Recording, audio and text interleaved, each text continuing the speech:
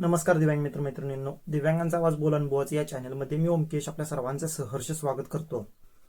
आज आपला 2026 मधल्या जानेवारीचा पहिला महिन्याचा जे काही तुमचे प्रश्न आहेत तर त्या प्रश्नांचे उत्तर देण्याचा आजचा हा व्हिडिओ. आपण गेल्या वर्षीही हा उपक्रम राबवला होता, तुम्हाला माहितीच आहे. अगदी तसाच याही वर्षी आपण तो उपक्रम राबवणार आहोत. उलट अजून काय नवीन गोष्टी करता येतात तर त्याही बघणार आहोत आपण. फक्त त्याच्यासाठी तुमचा सपोर्ट हवाय, तुम्ही सपोर्ट द्याल ही अपेक्षा. आज प्रश्न उत्तरांमध्ये कोणत्या कोणत्या प्रश्नांवरती अधिक लक्ष द्यायचं आहे. तर पहिलं म्हणजे पेन्शन, दुसरं म्हणजे पेन्शन कशी सुरू करायची, तिसरं म्हणजे यूडीआयडी कार्ड म्हणजे काय, चौथं ई रिक्षा असेल, पाचवं कर्ज योजना असतील, सहावं तुमचं नोकरी संदर्भात जे काही अपडेट्स येत आहेत तर त्याच्या संदर्भात असेल, परत अजून नवीन योजना काय आल्या पाहिजेत, किंवा केंद्राचा आता जे 2 दिवसामध्ये अर्थसंकल्प सुरू होणार आहे तर त्या अर्थसंकल्पामध्ये आपल्याला काय मिळालं पाहिजे किंवा काय मिळू शकतं. परत त्याच्यानंतर आता जे काही या फेब्रुवारी महिन्यामध्ये म्हणजे येणाऱ्या महिन्यामध्ये 23 फेब्रुवारी पासून महाराष्ट्रात सुद्धा अर्थसंकल्प चालू होणार आहे. तर त्या अर्थसंकल्पामधून दिव्यांगांना काय मिळू शकतं किंवा काय मिळालं पाहिजे म्हणून आपण दिव्यांगांनी प्रयत्न केले पाहिजेत. असे 8, 9, 10 प्रश्नांची उत्तर आपण ह्याच्यामध्ये घेणार आहोत. म्हणजे ही बाकीचे पहिले प्रश्न होती, पण अर्थसंकल्प वगैरे त्याचे पण प्रश्न होते, म्हणून ती पण त्यात ऍड करण्याचा प्रयत्न मी केलेला आहे. वेगळा व्हिडिओ बनवण्यापेक्षा एकाच व्हिडिओमध्ये सगळं समजून जाईल यासाठी प्रयत्न करतोय. तर पहिला प्रश्न घेऊया आपण, तो म्हणजे पेन्शन. जानेवारीची पेन्शन कधी येणार, किंवा जानेवारीची पेन्शन एवढी का लेट आली. पहिलं तर एवढी का लेट आली याच्या बाबतीत सरकारकडेच उत्तर नाहीये. तर मी कसा उत्तर तुम्हाला देणार. सरकारच उत्तर द्यायला तयार नाहीये की तुमची पेन्शन का लेट झाली ही, किंवा आपली पेन्शन का लेट झाली याच्या बाबतीत कोणीच उत्तर द्यायला तयार नाहीये. आणि मेन म्हणजे आता तुम्हाला सांगतो की दिव्यांगांची पेन्शन आणि विधवा महिलांची पेन्शन किंवा वृद्धकाळ पेन्शन किंवा अन्य बाकीच्या गोष्टी, बाकीच्या ज्या काही पेन्शन असतील तर त्या पूर्ण वेगळ्या करण्यात आलेल्या आहेत. दिव्यांग मंत्रालय स्थापन झाल्यामुळे दिव्यांगांची पेन्शन वेगळ्या याच्यातून येते, बाकीच्यांची पेन्शन वेगळी येते. बघा, तुम्ही कधी पण बघा, वृद्धकाळ पेन्शन ज्या दिवशी येते किंवा विधवा पेन्शन ज्या दिवशी येते त्या दिवशी आपली पेन्शन येत नाही. लक्षात घ्या, आपली पेन्शन त्याच्या आधी तर आलेली असते किंवा त्याच्यानंतर. त्यांची पेन्शन आज आली की आपली संध्याकाळी येते, किंवा त्यांची आज आली की आपली उद्या येते पेन्शन. या गोष्टी आहेत, त्याच्यामुळे दोघांना मिक्सिंग करू नका, हे माझं सांगणं असेल. आणि पेन्शन येतच आहे, त्याच्या बाबतीत काही नाही. एखादा दुसरा दिवस किंवा 10-15 दिवस पुढे मागे होते. मार्च पर्यंत हा गोळा असाच राहणार आहे, लक्षात घ्या. कारण जोपर्यंत जिल्हा परिषदच्या निवडणुका सुरू आहेत, आता जिल्हा परिषदच्या निवडणुका 2 दिवस पुढे ढकललेल्या आहेत. का तर आपल्याला माहितच आहे की आपल्या महाराष्ट्राचे लाडके उपमुख्यमंत्री यांचं निधन झालंय आणि त्याच्यामुळे निवडणुका सुद्धा 2 दिवस पुढे ढकलण्यात आलेल्या आहेत. तर आपल्या चॅनेलतर्फे मी मागेच भावपूर्ण श्रद्धांजली अर्पित केली त्यांच्या चरणाशी. त्यांच्यासोबत त्यांच्या जे काही 5-6 जण त्यांच्यासोबत एक्सपायर झाले तर त्यांच्याशी परत एकदा आपल्या चॅनलच्या वतीने मी अजितदादांना भावपूर्ण श्रद्धांजली व्यक्त करतो किंवा अर्पित करतो, आणि त्यांच्या आत्म्यास शांती लाभू दे हीच एक प्रार्थना ईश्वरचरणी करतो. आणि त्यांच्या कुटुंबियांना, म्हणजे जे काय पवार कुटुंबीय असेल पूर्ण, तर त्या पवार कुटुंबियावरती प्रेम करणाऱ्या सगळ्यांना या आभाळा एवढ्या मोठ्या दुःखातून बाहेर पडण्याची ईश्वर शक्ती देऊ दे हीच एक प्रार्थना आहे. आता दुसरा प्रश्न म्हणजे यूडीआयडी कार्ड. यूडीआयडी कार्ड काढायचं कसं. भरपूर जणांचं अजून यूडीआयडी कार्ड काढलेलं नाहीये, किंवा यूडीआयडी कार्ड संदर्भात प्रश्न आहे तर त्याचा आता आपण खुलासा करण्याचा प्रयत्न करूया. जर तुम्ही अजून यूडीआयडी कार्ड काढलं नसेल, तुमच्याकडे जुनं सर्टिफिकेट असेल, हँडिकॅप सर्टिफिकेट, मग तुमचं ते 1 डोळा प्रॉब्लेमचा असू देल किंवा 100% असू देल किंवा 40% असू देल, कुठलंही असेल, तुम्ही जाऊ पहिला स्वावलंबन वेबसाईटला रजिस्ट्रेशन करून घ्या. स्वावलंबन वेबसाईट इंग्लिशमध्ये स्वावलंबन गुगलला जाऊन टाकलात की तिथे वेबसाईट ओपन होते. तिथे लॉग इन करायचं. लॉग इन केल्यानंतर तिथे आधार कार्ड नंबर, तुमची जन्मतारीख वगैरे टाकायचं, तिथे ऍड्रेस टाकायचा तुमचा, आणि आधार कार्ड स्कॅन करून अपलोड करायचं. एक ओटीपी येतो, ओटीपी टाकायचा, फोटो एक अपलोड करावा लागतो, आणि सिग्नेचर म्हणजे आपली सही करत असेल तर सही, अंगठा करत असेल तर अंगठा अपलोड करायचा. त्याच्यानंतर 2 किंवा 3 पानाची पोच येते आपल्याला. 2 किंवा 3 पानाची पोच येते, ते पोच घ्यायचं. एक 5-7 दिवस थांबायचं. 5-7 दिवस थांबायचं. त्याच्या पुढच्या आठवड्यातल्या बुधवारी किंवा गुरुवारी दोन्ही दिवसापैकी आपल्याला आपल्या सिव्हिल हॉस्पिटलला, म्हणजे जे काय आपला सरकारी दवाखाना जिल्ह्याचा आहे तर त्या जिल्ह्याच्या सिव्हिल हॉस्पिटलला जायचं. तिथं आपल्या विभागात जाण्याआधी, म्हणजे आता समजा माझं डोळ्याचं असेल तर मी डोळा विभागला जाणार ना, माझं पायाचं असेल तर मी पाय विभागला जाणार, माझं कानाचं असेल तर कान विभागला, किंवा तोंडाचं असेल तर तोंडाचं आणि कानाचं एकाच ठिकाणी असतं तर तशा ठिकाणी जाणार मी. मग तिथं जाण्याआधी केस पेपर असतं, आपलं रजिस्ट्रेशन फी असते किंवा केस पेपर असतं. 20 रुपयाचा केस पेपर काढायचा.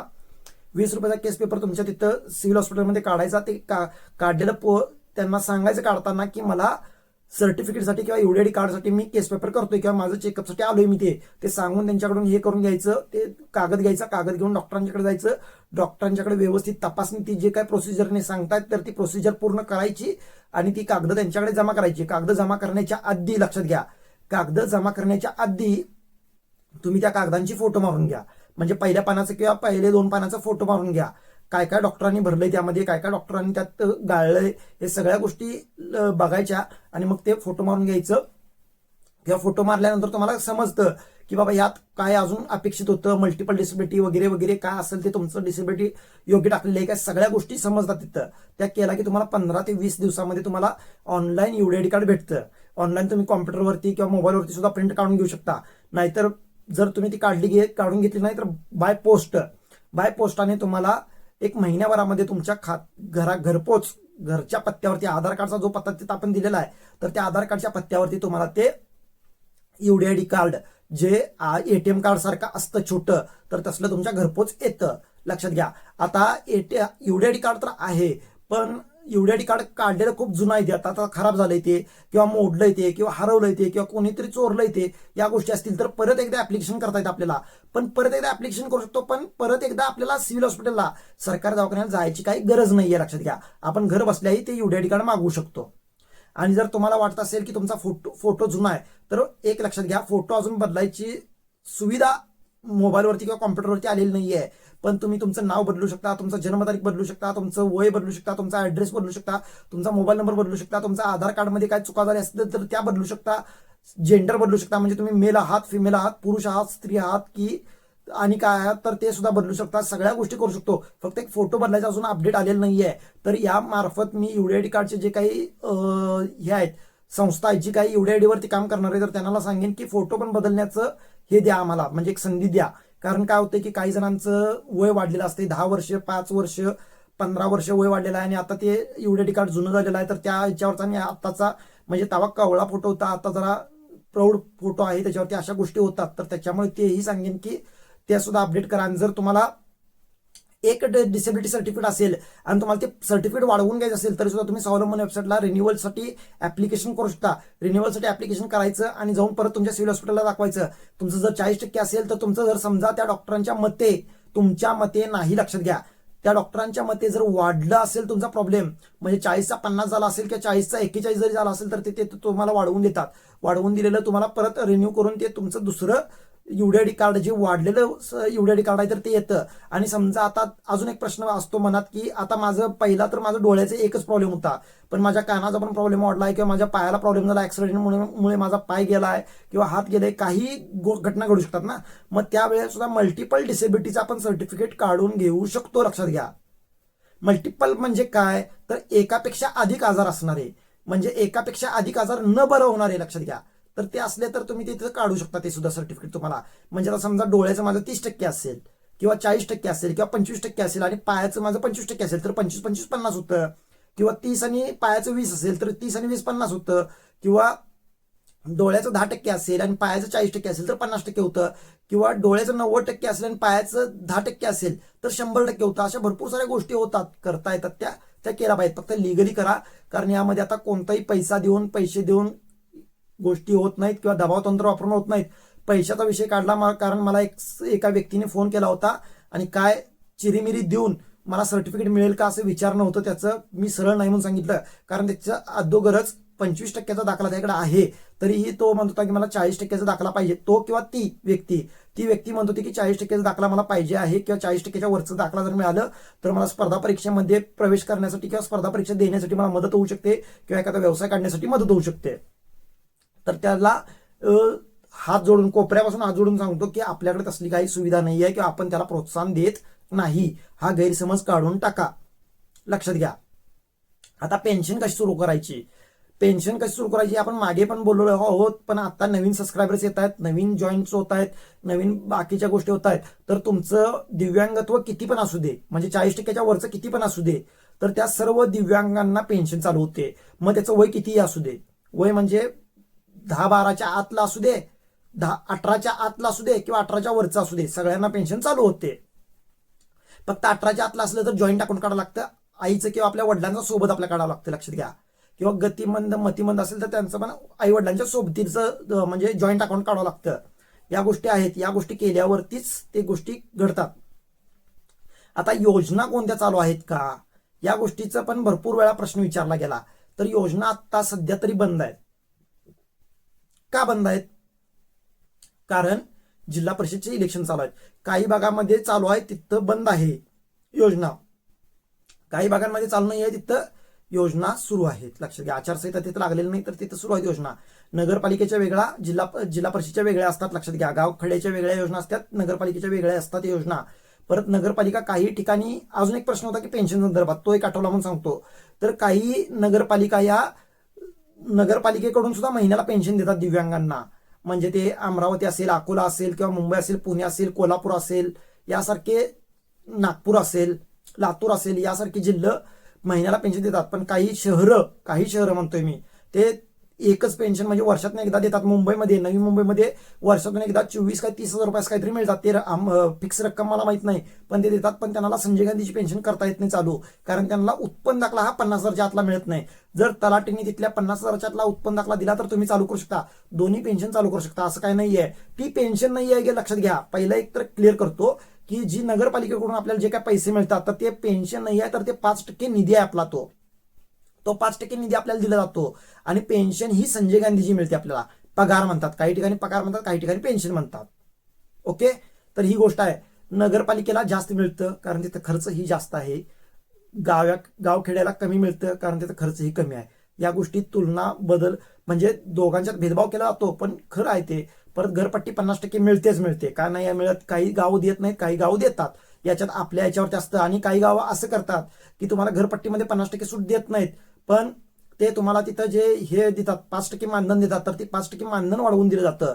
म्हणजे तुमच्याकडे घरपट्टी तर भरून घेतली जाते पूर्ण, पण तेच जे पैसे तर ते फिरवून तुम्हाला तिथे दिले जातात. अशाही गोष्टी काही ग्रामपंचायती करतात, लक्षात घ्या.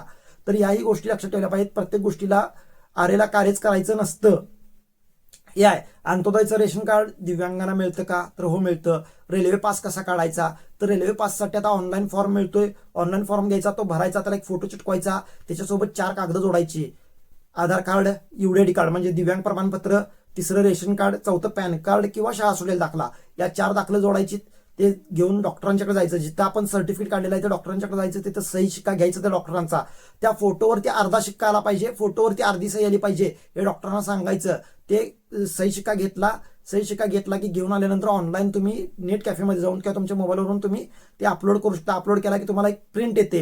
एक UID कार्डवरती UID कार्ड सारखी छोटी प्रिंट येते आणि एक मोठी प्रिंट येते A4 साईज मधली. तर त्याच्यावरती तुम्ही तात्काळ तिकीट काढायला सुरू करू शकता. तुम्ही स्लीपर कोचमध्ये तिकीट काढू शकता, तुम्ही पॅसेंजरमध्ये तिकीट काढू शकता, तुम्ही म्हणजे AC मध्ये काढू शकता, 2 टायर 3 टायर सगळ्या AC मध्ये तुम्ही तिकीट काढू शकता. फक्त ज्या त्या ह्याच्यानुसार कन्सेशन दिलं जातं. म्हणजे काही ठिकाणी 1/4 दिलं जातं, काही ठिकाणी 1/3 दिलं जातं, काही ठिकाणी हाफ दिलं जातं. या गोष्टी समजून घ्या. आणि आपल्या सोबतीला सुद्धा मिळतं. फक्त सगळ्या दिव्यांगांना रेल्वे पास मिळत नाही किंवा रेल्वे प्रवासाचं जे काही रेल्वे कन्सेशन सर्टिफिकेट आहे तर ते मिळत नाही. काही ठराविकच दिव्यांग आहेत तर त्यांना मिळतं. म्हणजे डोळ्याने 90%च्या वरच्यांना मिळतं, किंवा कानानं 100% असतील, पायाने 100% असतील, किंवा पायाने 40% असतील, किंवा लोकोमोटर 40% असतील तर त्यांना 40%च्या वरच्यांना मिळतं. पण डोळे, नाक, कान आणि घसा, किंवा म्हणजे डोळे, तोंड, नाक, कान, घसा हे 100% किंवा 90%च्या वरती लागतं. त्यावेळेस तुम्हाला ते UID कार्ड मिळतं, लक्षात घ्या. या गोष्टीत अंत्योदय पण मिळतं. अंत्योदयसाठी तुम्ही अन्न पुरवठा विभागाला जाऊन, तुमच्या तालुक्याच्या अन्न पुरवठा विभागाला जाऊन नायक तहसीलदारांना भेटून तुमच्या रेशन कार्डवरती ज्यांची नावं आहेत तर त्यांची नावांची आधार कार्ड झेरॉक्स आणि तुमचं UID कार्ड झेरॉक्स, तुमचं आधार कार्ड झेरॉक्स हे जोडून त्यांना जर तिथं ते एक फॉर्म देतात, ते फॉर्म भरायचा, फॉर्म त्यांच्याकडे सबमिट केला की अंत्योदयमध्ये नाव तुमचं यादीप्रमाणे घेतलं जातं. या गोष्टी आहेत. आता दिव्यांगांसाठी कर्ज योजनेचं सांगण्याआधी मी एक सांगू इच्छितो की जसं तुम्हाला चॅनल भेटतंय, म्हणजे जसं तुम्हाला चॅनलची माहिती भेटते, तुम्ही व्हिडिओ पाहताय, तुम्ही माझ्या माहितीला प्रोत्साहन देताय किंवा माहिती तुम्हाला आवडते म्हणून सांगताय, बरोबर आहे. पण काही दिव्यांग आपले असेही आहेत की त्यांच्यापर्यंत ही लिंक पोहोचत नाही किंवा माझे व्हिडिओ पोहोचत नाहीत किंवा ही माहिती पोहोचत नाही. खोट्या माहितीवर विश्वास ठेवतात आणि खोट्या माहितीवर विश्वास ठेवून ते नको तिथं भटकत राहतात किंवा नुकसान होतं त्यांचं. तर तुमच्या आसपासच्या, तुमच्या मित्रपरिवारामधले, तुमच्या पाहुणेरावळ्यांच्या मधले जरी कोणी ओळखीचे असतील तर त्यांच्यापर्यंत व्हिडिओ पोहोचवा.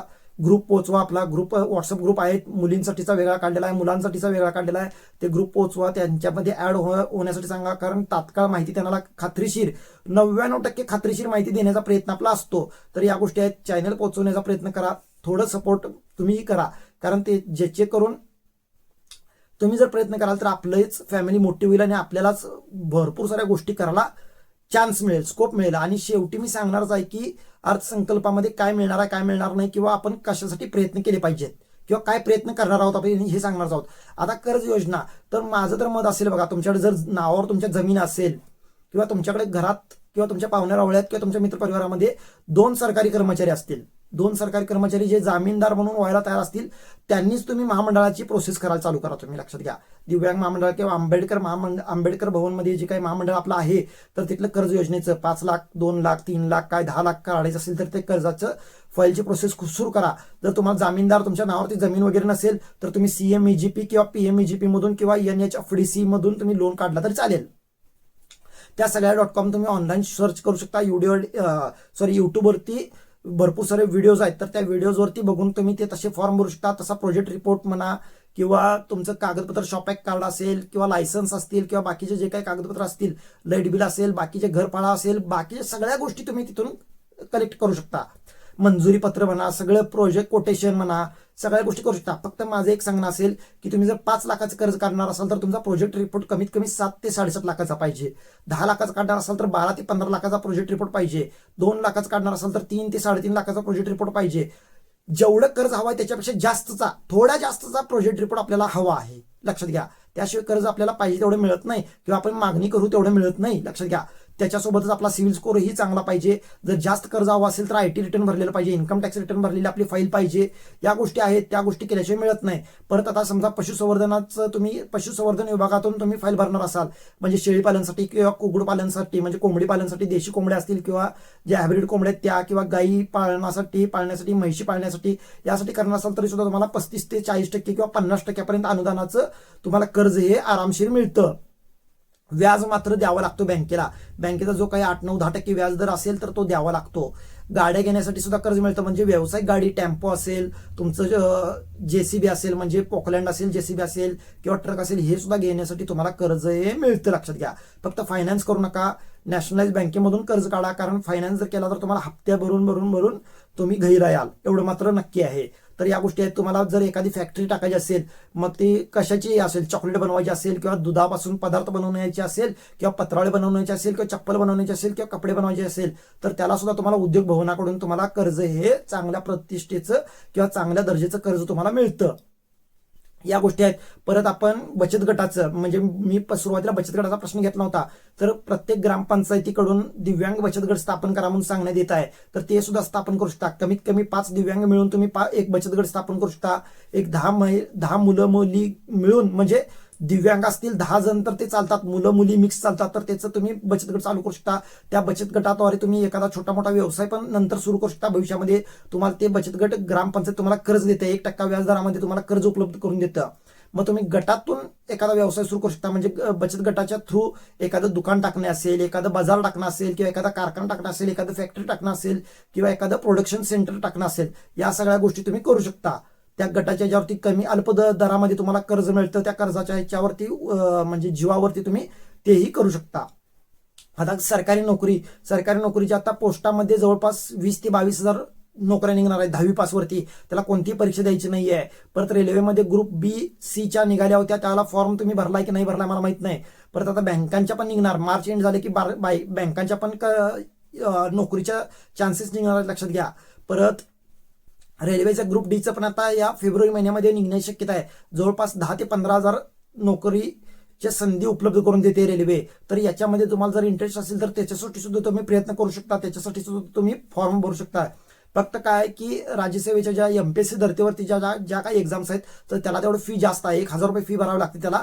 पण केंद्राच्या ज्या काही जॉब्स आहेत तर त्याला मात्र 200-250 रुपये 150 रुपये या तुलनेत पैसे भरावे लागतात. काही दिव्यांगांना काही विभागामध्ये पैसे सुद्धा भरावे लागत नाहीत, लक्षात घ्या. आपली वयाची अट जवळपास 43 ते 44 वर्षापर्यंत आपण फॉर्म भरू शकतो. आता माझं वय 43 असेल तरी सुद्धा मी फॉर्म भरू शकतो आणि 18च्या वरती असेल तर सुद्धा मी फॉर्म भरू शकतो. तर ते सुद्धा गोष्ट लक्षात ठेवा. या गोष्टी भरपूर दिव्यांगांना माहिती नाही आहेत, तर त्या माहिती करून घेतल्या पाहिजेत आपण ना. माहिती करून घेतल्याशिवाय कसं समजणार आपल्याला ते.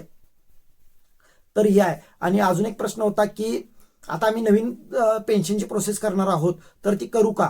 तर जर तुम्ही समजा 2025च्या एप्रिल नंतर उत्पन्न दाखला काढला असेल, तुमचा 50,000च्या आतला उत्पन्न दाखला असेल आणि तो 2025च्या एप्रिल नंतर काढला असेल, तर तुम्ही आता प्रयत्न करा. पण जर तुम्ही अजून उत्पन्न दाखलाच काढणार असेल तर तुम्ही मार्च नंतर प्रयत्न करा, 31 मार्च नंतर प्रयत्न करा, सुरू करा. कारण का आता जर उत्पन्न दाखला काढला तर या उत्पन्न दाखला भेटायला तुम्हाला ती मार्च उजाडणार आता. कारण आता जिल्हा परिषदच्या ते इलेक्शन चालू आहेत, लक्षात आलं का आपल्या?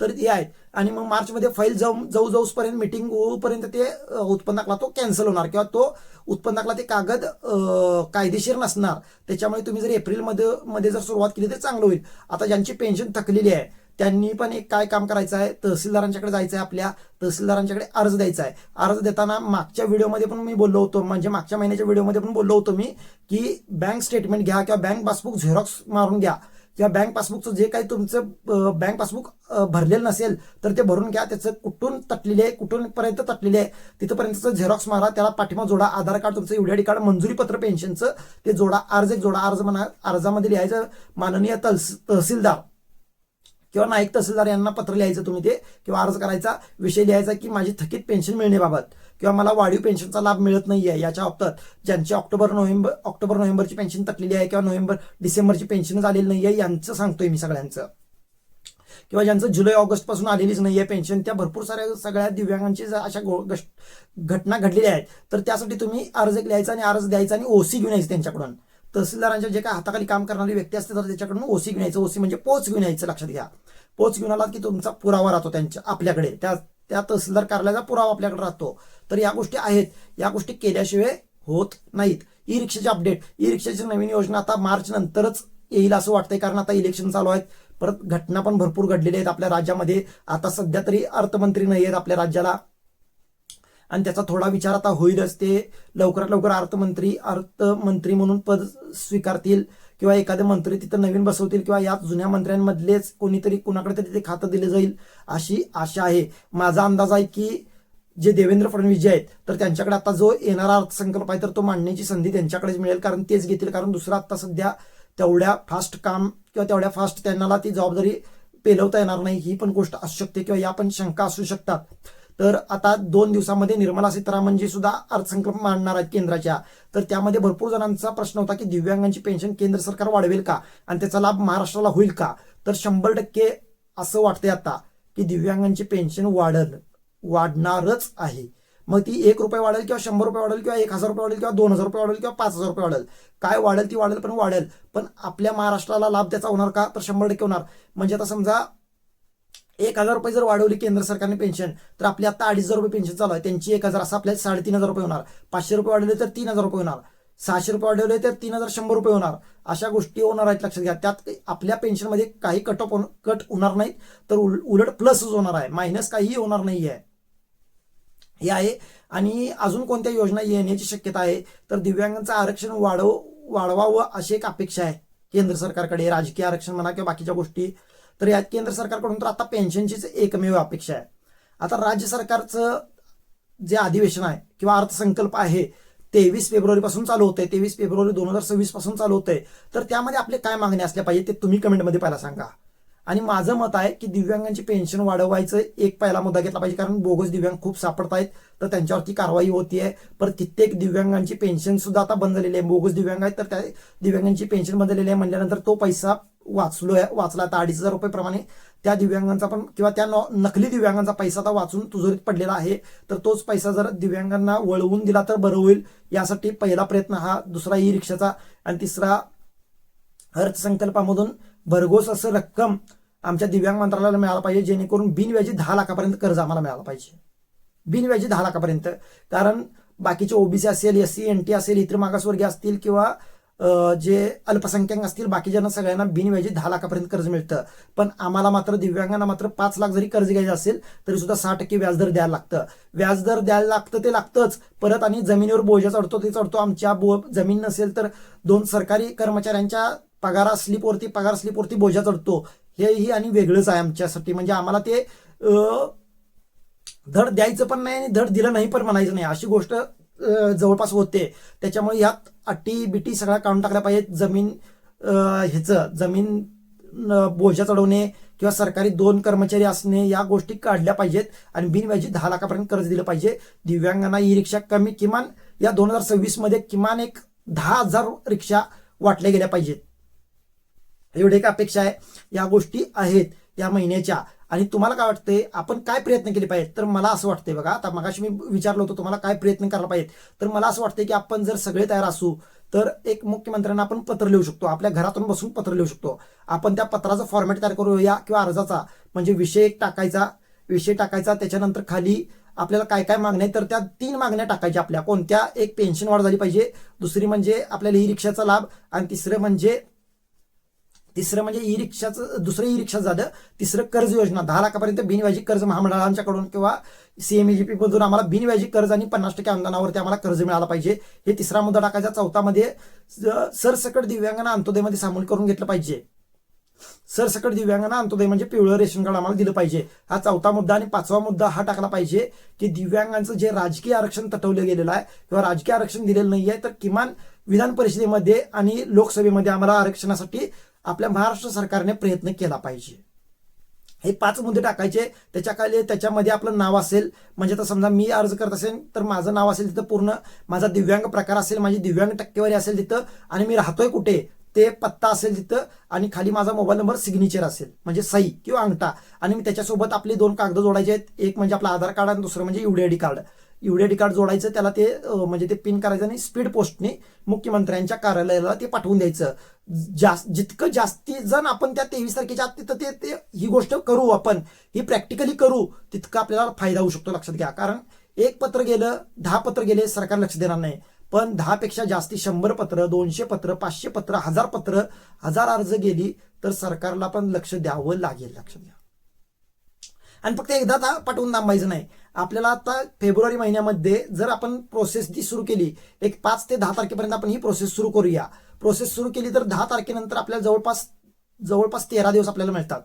त्या 13 दिवसामध्ये आपण जवळपास ते 4 ते 5 वेळा आपण ते पत्र तेच पत्र हाय असं आपल्याच नावाने पाठवू शकतो पोस्टाने. आपल्या प्रत्येक गावामध्ये पोस्ट ऑफिस असतं.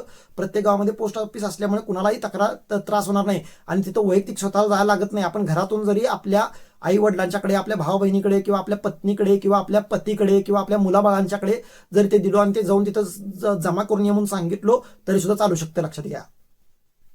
या गोष्टी आहेत. आणि तुमची म्हणजे नॉट बस लिस्ट म्हणजे शेवटचा प्रश्न, आणि तो पण लिस्टमध्ये नसणारा प्रश्न तो घेतोय. तो म्हणजे आमची ग्रामपंचायत 5% निधी देत नाही, त्याला काय करायचं? किंवा आमची नगरपालिका 5% निधी देत नाहीये, आम्हाला योजना सांगत नाहीये, तर त्याच्याबद्दल काय करायचं? किंवा अन्य आमदार आमच्यावरती खर्च करत नाहीत किंवा बाकीच्या गोष्टी आहेत, तर याच्या बाबतीत आता माहिती अधिकार आपण कसा लावायचा या बाबतीत माहिती घेणार आहोत. तर माहिती अधिकारचा फॉर्म गुगलवरती मिळतो. लक्षात घ्या. गुगलवरती माहिती अधिकारचा फॉर्म मिळतो, तर तो फॉर्म डाउनलोड करून घ्यायचा. तुम्हाला कोणत्या विषयी माहिती अधिकार लावायचा आहे किंवा माहिती अधिकाराखाली माहिती मागवायची आहे हे लक्षात घ्यायचं. म्हणजे 5% निधीबाबत असेल तर तिथे विषय टाकायचा.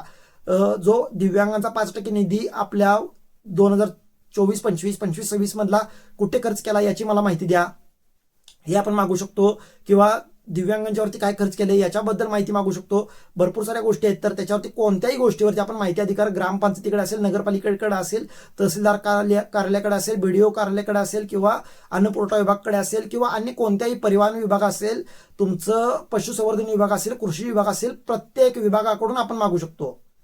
लक्षात घ्या. समाज कल्याण विभागाकडून सुद्धा मागू शकतो आपण. असं नाही की तिथं नाही मागत. संजय गांधी ऑफिस मधून सुद्धा आपण माहिती अधिकार मागू शकतो की किती दिव्यांगांना आपल्या तालुक्यामध्ये पेन्शन मिळते, किती दिव्यांग खरं दिव्यांग आहेत, किती दिव्यांग डोळ्याने अपंग आहेत, किती दिव्यांग पायाने अपंग आहेत, किती दिव्यांग हाताने अपंग आहेत, या सगळ्या गोष्टी मागू शकतो. माहिती अधिकार लावू शकतो आपण. माहिती अधिकाराखाली माहिती मागू शकतो. माहिती मागितली, फक्त ते अर्ज जमा करत असताना ते पत्र किंवा ते अर्ज तो फॉर्म जमा करत असताना एक गोष्टीची काळजी घ्यायची, 2 त्याचे झेरॉक्स मारून न्यायचे किंवा एक झेरॉक्स मारून न्यायचा, तो ओरिजिनल असतो तर तो त्यांच्याकडे जमा करायचा आणि जे झेरॉक्स कॉपी नेलेली असते त्याच्यावरती ग्रामसेवकांची किंवा सरपंचांची किंवा तुमच्या नगराध्यक्षांची, महापौरांची किंवा मग तिथल्या ग्रामसेवकांची सही किंवा शिक्का घेऊन यायचं. त्याच्यामुळे पुरावा राहतो, त्याच्यावरती तुमचा पुरावा राहतो आणि त्या पुराव्याने तुम्ही सगळ्या गोष्टी पुढच्या ऍक्शन घेऊ शकता. म्हणजे कलेक्टरांच्या पर्यंत जाणं, कलेक्टरांच्या पुढे आपल्या दिव्यांग मंत्रालयाकडे जाणं किंवा दिव्यांग सचिवांच्याकडे जाणं म्हणा किंवा दिव्यांग महामंडळाकडे किंवा दिव्यांग आयुक्त कार्यालयाकडे जाणं पुण्याला, या सगळ्या गोष्टी आपण करू शकतो. तर या गोष्टी केल्या पाहिजेत. आणि आमदारांच्याकडून आपल्याला काय मिळतं, तर आमदारांच्याकडून आपल्याला छोटा मोठा व्यवसाय काढण्यासाठी मदत मिळते. जर समजा तुमचं ऑपरेशन असेल, जर समजा तुम्हाला पायाचं ऑपरेशन करायचं असेल, हाताचं करायचं असेल, डोळ्याचं करायचं असेल किंवा अन्य कोणत्या गोष्टीचं, तर त्यांच्याकडून आपल्याला पत्र मिळतं किंवा त्यांच्याकडून आपल्याला थोडी बहुत मदत मिळते. परत तुम्ही जर विद्यार्थी असाल तर तुम्ही लॅपटॉपची किंवा झेरॉक्स मशीनची मागणी करू शकता. तुम्ही छोटा मोठा व्यवसाय करत असाल तर व्यवसायाची मागणी करू शकता. किंवा त्यांच्या जर का सहकारी संस्था असतील तर तिथे नोकरीसाठी मागणी करू शकता. म्हणजे शाळेमध्ये असेल किंवा कारखान्यांमध्ये असेल, पतसंस्थेमध्ये असेल, बँकेमध्ये असेल, इथे सुद्धा नोकरीसाठी मागणी तुम्ही करू शकता. दवाखाना असेल, दवाखान्यामध्ये सुद्धा मागणी करू शकता. त्यांची सहकारी तत्वावरती जर तिथे ती संस्था असेल तर म्हणतोय मी. अशा भरपूर गोष्टी आहेत, जितक्या लक्षात येतील तितक्या प्रश्नांची उत्तर देण्याचा प्रयत्न केला आहे. आणि अजून एक, ज्यांचा 80% वरचा दाखला आहे, पायाचा किंवा हाताचा, पण हात दोन्ही शाबूत पाहिजेत. हात दोन्ही शाबूत असतील तर तुम्हाला जे जिल्ह्याकडनं म्हणा किंवा केंद्र सरकारकडनं तुम्हाला 3 चाकी स्कूटी देण्याचं चालवलेलं आहे. तर त्याची जर अधिक माहिती पाहिजे असेल तर तुम्ही मला संपर्क साधू शकताय. आणि 80% आतले असतील तर त्यांना व्हीलचेअर मिळतं, परत कुबड्या मिळतात, परत काठी मिळते. परत जर तुम्ही डोळ्याने ब्लाइंड असाल 100% ब्लाइंड असाल तर तुम्हाला मोबाईल मिळतो. पण तुम्ही शिकायला पाहिजे, कॉलेज किंवा शाळा तुमचं शिक्षण चालू असलं पाहिजे तर तुम्हाला ते मोबाईल मिळतो. लक्षात घ्या, मोबाईल तो AI ह्याच्यावरतीच आहे. म्हणजे सगळं ते ब्लाइंड मुलांना जे उपयोगी गोष्टी आहेत त्या तर ते आहे. कारण मी लाभार्थी स्वतः आहे. आणि जर तुम्ही शाळा शिकत नसाल, ब्लाइंड असाल किंवा 100% ब्लाइंड असाल किंवा 90% असाल, 90%च्या वरती असाल तर तुम्हाला कॅन स्टिक म्हणून मिळते. म्हणजे ती इलेक्ट्रिक स्टिक मिळते, पांढरी काठी असते, त्याच्यातली आधुनिक काठी मिळते तुम्हाला. बाकीच्या दिव्यांगांना म्हणजे जर समजा कानाने बहिरा असेल किंवा कानाने प्रॉब्लेम असेल तर त्याला सुद्धा कानाने ऐकायचं मशीन मिळतं. वयोवृद्ध लोकांना सुद्धा भरपूर साऱ्या योजना चालू आहेत. तर त्याचा संपर्क क्रमांक किंवा त्याच्याबद्दल पत्ता माहीत पाहिजे असेल तर तुम्ही नक्की सांगू शकता. तुम्ही कोणत्याही जिल्ह्यात राहत असाल, कोणत्याही तालुक्यात राहत असाल, कोणत्याही गावात राहत असाल, त्याचा लाभ घेणं तुम्हाला अगदी शक्य आहे, अगदी सोपं आहे. लक्षात घ्या. तर त्याचाही लाभ घेऊ शकतो आपण. ही स्कूटी 80%च्या वरची जे काही पायानं, उंचीनं किंवा हातानं किंवा मानेनं या बाकी किंवा शरीरानं जर तुम्ही 80%च्या वरचे दिव्यांगत्व तुमचं असेल तर तुम्हाला 3 चाकी स्कूटी मिळते. बॅटरीवरची सायकल आपण त्याला एक उदाहरणार्थ म्हणूया त्याला. या गोष्टी आहेत. जे काही जानेवारी महिन्याचे प्रश्न आहेत तर ते जवळपास सगळे प्रश्न सोडण्याचा प्रयत्न केला आहे. आपल्या चॅनेलला सपोर्ट करा, आपल्या ग्रुपला सपोर्ट करा, आपल्याला पण सपोर्ट करा. थोड्या गोष्टी दिव्यांगांच्या बाबतीत आपण करूया. फक्त आपल्याला वैयक्तिक माहिती घेऊन न गप्प बसता, जसं मी प्रयत्न करतोय की भरपूर साऱ्या दिव्यांगांचा फायदा झाला पाहिजे किंवा भरपूर साऱ्या दिव्यांगांची मदत झाली पाहिजे, भरपूर सारे दिव्यांग सक्षम झाले पाहिजे, तसंच आपणही एक टार्गेट घेतलं पाहिजे. या महिन्यात आपण 2 दिव्यांगांच्या पर्यंत पोहोचणार किंवा 5 दिव्यांगांच्या पर्यंत पोहोचणार किंवा 10 दिव्यांगांच्या पर्यंत पोहोचणार किंवा त्या 10 दिव्यांगांच्या समस्या सोडवणार किंवा त्या 10 दिव्यांगांच्या ज्या काही अडचणी असतील किंवा 10 दिव्यांगांचे जे काही प्रश्न असतील तर ते प्रश्नांची उत्तर जर आपल्याला येत असतील तर आपण ते देणार. किंवा त्यांच्यामध्ये आता समजा त्या दिव्यांगाला त्या मार्गापर्यंत किंवा त्या रस्त्यापर्यंत पोहोचता येत नसेल, रस्ता म्हणजे कोण, युट्यूब असेल किंवा शासकीय कार्यालय असेल तर त्याचा पत्ता देणं, पत्त्याची जर माहिती असेल तर आपण पत्ता देऊ शकतो किंवा एखाद्या व्यक्तीची माहिती असेल तर त्या व्यक्तीची माहिती देऊ शकतो आपण. अशा भरपूर साऱ्या गोष्टी आपण करू शकतो. फक्त करण्याची इच्छा ठेवा. फक्त सगळा फायदा सगळा वैयक्तिक स्वतःला करून घेण्यापेक्षा वैयक्तिक फायदा तर झालाच पाहिजे. मी असं नाही म्हणत की वैयक्तिक फायदा झाला नसला पाहिजे, पण वैयक्तिक फायदा करून घेता आपल्या इतर मित्रमैत्रिणी, पाहुणे रावळे त्यांचा सुद्धा दिव्यांगांचा फायदा करून देण्याचा प्रयत्न करा. लक्षात घ्या. मग ते कोणत्याही बाबतीत असू दे, एखादी योजना असू दे, एखादी जीवनसाथी असू दे किंवा एखाद्या गोष्टीची माहिती देणं असू दे किंवा एखादी गोष्ट शेअर करण्याचं असू दे, सगळ्या गोष्टींचा फायदा. आता जर समजा तो मोबाईलचा मी मगाशी योजना सांगितली, आता समजा माझं 90% असतं आणि मी कॉलेज करतोय पण मला मोबाईल जर मिळत नसता, पण तुमचं 100% दाखला आहे आणि तुम्ही कॉलेज करत असाल आणि माझ्याकडे माहिती आहे ती, तर मी तुम्हाला दिल्याने माझं काय नुकसान होणार आहे का? मला मोबाईल मिळाला नाही म्हणून किंवा माझ्याकडचे पैसे जाणार आहेत का? तर नाही ना. ते सरकार देतंय, सरकार देणार आहे, ते आपलं काय नुकसान होणार आहे? त्याच्यामुळे माझं नेहमी लक्षात ठेवा की आपलं काहीच नुकसान होत नाही त्याच्यामध्ये. एखाद्याला एखादी योजना मिळाली, एखाद्याला एखादी गोष्ट मिळाली, त्याच्यामुळे आपलं काहीच नुकसान होत नसतं. लक्षात ठेवा, देवाने जेवढं आपल्या वाटणीचं आहे तर तेवढं आपल्याला ते एक ना एक दिवस मिळणारच आहे. त्याच्यामध्ये कोणालाही दुमत असलं पाहिजे असं नाहीये.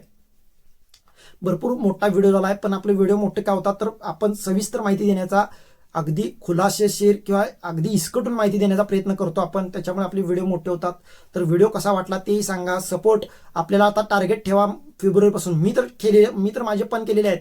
मी तर माझ्या ज्या काही संकल्प जे काही 2026 आहेत तर ते केलेले आहेत, ते पूर्णत्वाकडे मी वाटचाल चालू आहे. म्हणजे ते पूर्ण होतील नाही होतील त्याचा भाग वेगळा, पण ते कसं त्याच्यासाठी प्रयत्न काय करता येईल तर ते प्रयत्न मी करतोय 100%. माझं 100% देण्याचा प्रयत्न मी करतोय.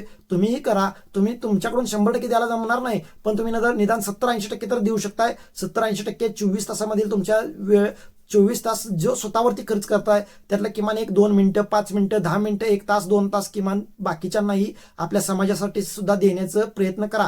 कारण आपण आपल्या या समाजामध्ये राहतोय म्हटल्यानंतर आपण या समाजाचं काहीतरी देणेकरी आहोत हा विचार करून करा. याच गोष्टी होत्या.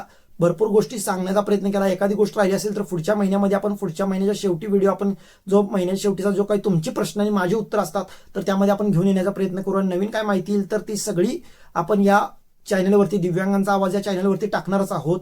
तर चॅनल बघत राहा आणि माझी पण आठवण ठेवत राहा. फक्त एवढंच बोलतो आणि थांबतो. जय महाराष्ट्र, जय दिव्यांग.